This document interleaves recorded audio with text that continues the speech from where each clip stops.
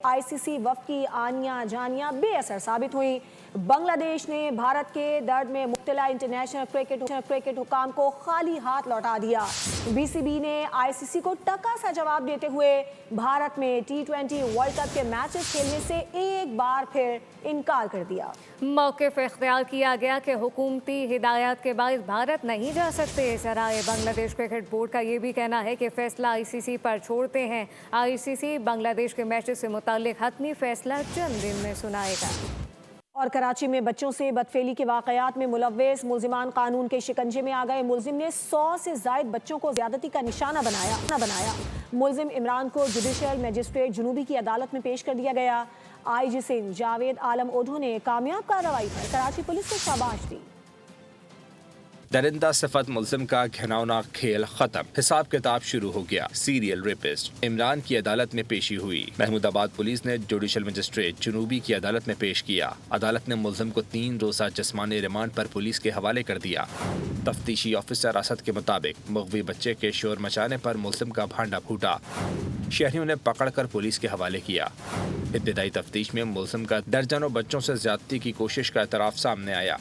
Police ने कुछ बच्चों के कत्ल का खदशा भी जाहिर कर दिया। तहकीकात में इंकशाफ हुआ कि तमाम केसेस में 12 से 13 साल की उम्र के बच्चों को निशाना बनाया गया, जबकि एक मुकदमे में एक बच्चे के साथ 2 से ज़ायद अफराद ने इज्तिमाई ज्यादती की।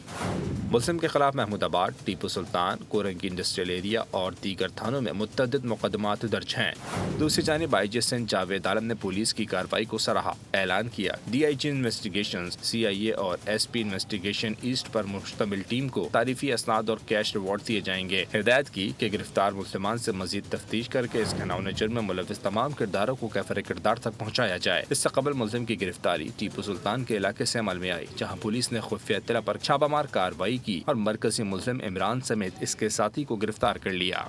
100 से ज्यादा बच्चों से ज्यादती के मुल्ज़िम की गिरफ्तारी पर वज़ीर आला की पुलिस को शाबाश। मुराद अली शाह ने कहा कि बच्चों से ज्यादती के केसेस किसी सूरत बर्दाश्त नहीं। 7 मुतासिरीन सामने आए हैं। पुलिस बागियों को तलाश करे। मुल्ज़िम के खिलाफ शवाहिद की बुनियाद पर केस अदालत में ले जाया जाए। रोजाना की बुनियाद पर केस की पेशरफ रिपोर्ट पेश की जाए। अफवाज पाकिस्तान में मल्टी डोमेन ऑपरेशंस जदीद जंगी महाज पर कामयाबी की जमानत बन गया।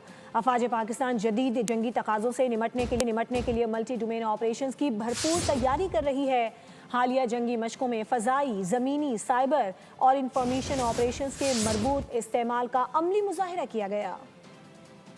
अफवाज पाकिस्तान ने खुद को जदीद दौर के तकाज़ों से हम आहंग कर लिया। मल्टी डोमेन ऑपरेशंस की सलाहियतें मज़ीद मौसर बना ली। मशकों में महारत का भरपूर मुज़ाहिरा हुआ। इन मशकों में फ़िज़ाई, ज़मीनी, साइबर, इलेक्ट्रॉनिक वॉरफेयर, खुदकार निज़ाम और इंफॉर्मेशन ऑपरेशंस को एक जामा हिकमत अमली के तहत इस्तेमाल किया गया। फ़िज़ाई बरतरी के हुसूल, कसीरुल मक़ासिद ड्रोन्स और दूर मार करने वाले जदीद हथियारों के अहम आहंग इस्तेमाल से दुश्मन की नकलो हरकत को मुकम्मल तौर पर महदूद करने की अमली मशक की गई। शदीद फायर पावर, दुरुस्त निशाना बंदी और तबाहकुन बमबारी के साथ साथ साइबर और इंफॉर्मेशन ऑपरेशंस के जरिए दुश्मन की कमांड और फैसला साजी की सलाहियत को मफलूज करने पर तवज्जो दी गई। इन मशकों में पाकिस्तान में तैयार करदा जदीद हथियारों और ड्रोन्स को दोस्त ममालिक से हासिल करदा दिफाई निज़ाम के साथ मरबूत अंदाज में इस्तेमाल किया गया, जो मुश्तरका जंगी सलाहियतों की बेहतरीन मिसाल है। फ़िज़ाई और ज़मीनी अफवाज के बाहिम इश्तराक से दुश्मन के दिफाई निज़ाम को मौसर तौर पर निशाना बनाने की अमली मशक भी की गई। ये जंगी मशकें अफवाज पाकिस्तान की जदीद टेक्नोलॉजी के इस्तेमाल, ज़बरदस्त फायर पावर और आला दर्जे की पेशा वराना महारत की अक्कासी करती हैं, जबकि मुख्तलिफ सर्विसेज के दरमियान करीबी हम आहंगी मल्टी डोमेन ऑपरेशंस की नुमाया पहचान है।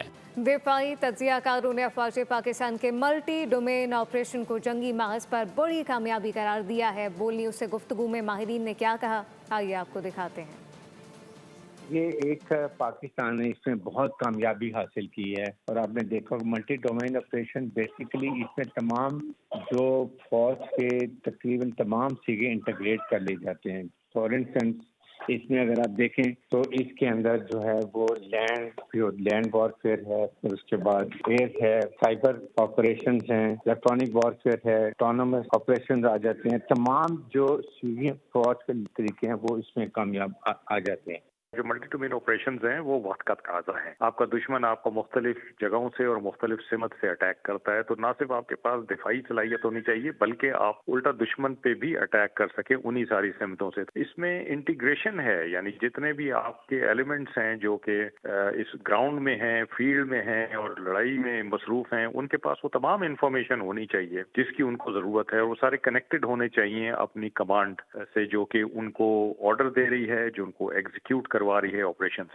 حالیہ دنوں میں ہونے والی ایکسرسائزز جو ہیں اور اس سے پہلے جو ہم نے آپریشن بلیان مرصوص میں جس کا عملی مظاہرہ بھی کیا تھا، اس کو فردر تقویت دی جا رہی ہے، فردر اس کی ریفائنمنٹ کی جا رہی ہے. اسے نام ملٹی ڈومین آپریشنز ہے. ملٹی ڈومین کا مطلب یعنی کہ ہوائی، زمینی، سائبر، الیکٹرانک وارفیئر ہے، انفارمیشن وارفیئر ہے، ڈرونز ہیں، تو ان کو یکجا کر کے ایک یونیفائڈ فورس کے طور پر دشمن کے خلاف ایک ایسے اسٹیج بائی اسٹیج جو ہے وہ ان کو لانچ کیا جاتا ہے کہ دشمن کی تمام صلاحیتیں، چاہے وہ ڈیسیژن میکنگ کی ہو یا کوہیسو ان کی جو اپنی امپلائمنٹ ہوتی ہے فورسز کی، اس کو درجہ بدرجہ تباہ کرنا، اس کو ناقص بنانا ہے.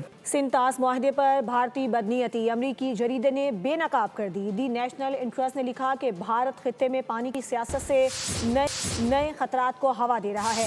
آبی معاملے پر پاکستان کا موقف جائز قرار دیتے ہوئے بھرپور حمایت کر دی. ماہرین نے کہا کہ سنتاس معاہدے کی معطلی علاقائی کشیدگی بڑھائے گی. بھارت پر مغربی دریاؤں کا پانی پاکستان کے لیے مہیا کرنا قانوناً لازم ہے. مودی کی گندی سیاست، پانی کو ہتھیار بنایا. عالمی میڈیا نے خوب لتاڑا. بھارتی سرکار جنوبی ایشیا کے پانی کو آلودہ کرنے لگی. امریکی جریدے دی نیشنل انٹرسٹ نے الارم بجا دیا. امریکی جریدے نے لکھا کہ بھارت کا دلہستی سٹیج 2 منصوبہ سنتاس معاہدے کے خلاف قدم ہے. عزائم سے علاقائی کشیدگی بڑھ سکتی ہے. جریدے نے واضح کیا کہ بھارت پانی کو اسٹریٹجک ہتھیار کے طور پر استعمال کر رہا ہے.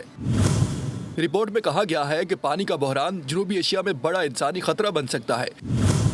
بھارت کی جانب سے آبی ڈیٹا کی فراہمی روکنا بین الاقوامی قوانین کی صریح خلاف ورزی ہے.